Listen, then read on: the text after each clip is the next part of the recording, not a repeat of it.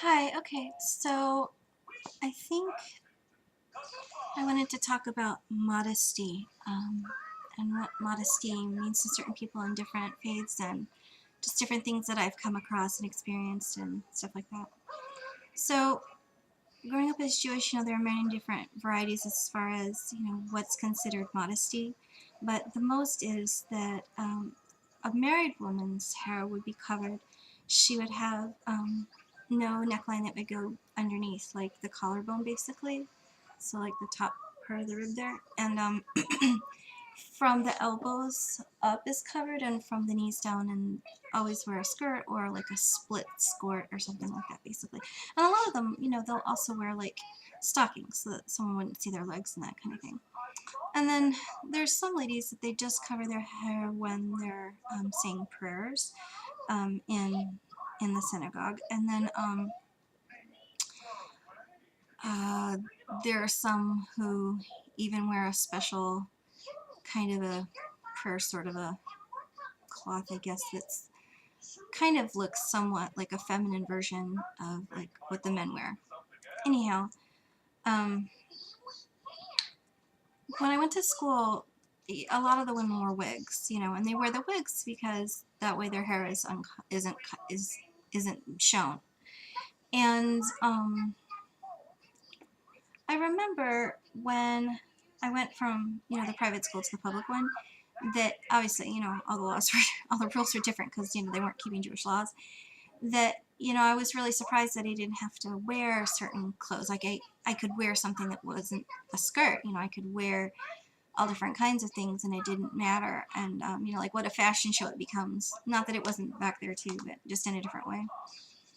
And like I remember the rabbis always talking about, or even the Chumash teachers, like the people who taught us religious classes, they would say things like that when a woman doesn't cover herself, that basically it shows a man that they don't have any self-respect, or if they're married, that it shows disrespect to their husband, that kind of thing. So, then growing away from that and just becoming like an American teenager, um, not having any sort of recognition or acceptance of that to whatever degree. I just wore whatever I wanted, and then as I got older, and even in like college or whatever, I saw nothing wrong with, like wearing like swimsuits and stuff, which obviously, when you're Jewish and you're observing in that other way, you would never wear, you would always be completely covered. So I remember when it was that, I knew it was my husband I was going to marry, and he's Jewish too, so even though I wasn't like a practicing Jew at the time, it still came to a point of consideration. Was I going to cover? What did that mean? Because there are specific blessings that come from doing it because, the person believes that, that's a law from God. And I had to think about, what did it mean to me? What was I asking for?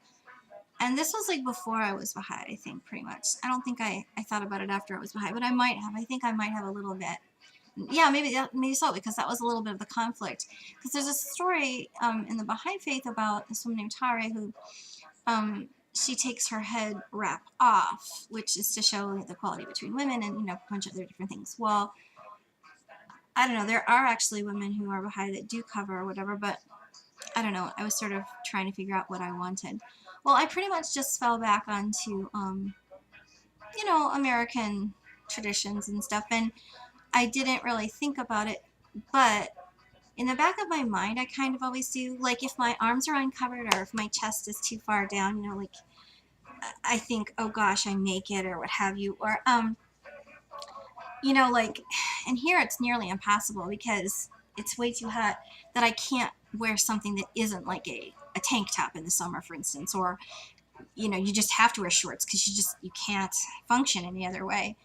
But I always feel like really exposed, really naked, and it feels really odd and strange and weird, and I do kind of get a sense that I am dressed inappropriately, even when I'm dressed more than people around me are dressed less or something like that.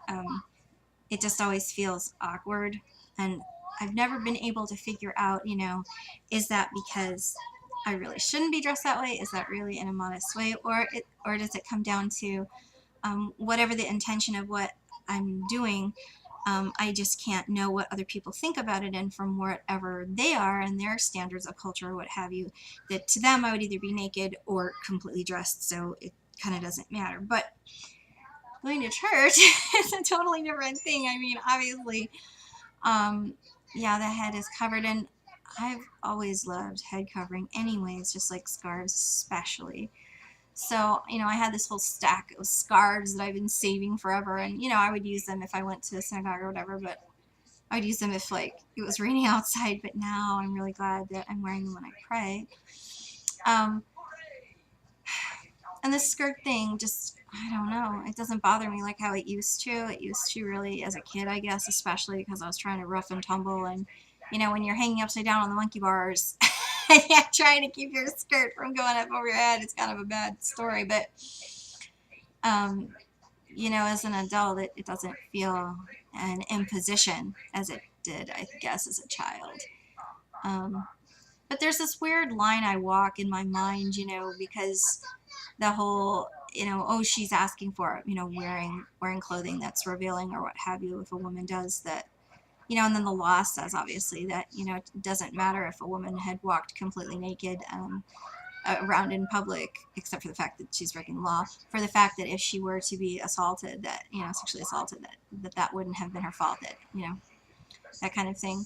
And I kind of go back and forth about that because, you know, when you're in a very religious synagogue, you know, the men and women are separated during prayer time.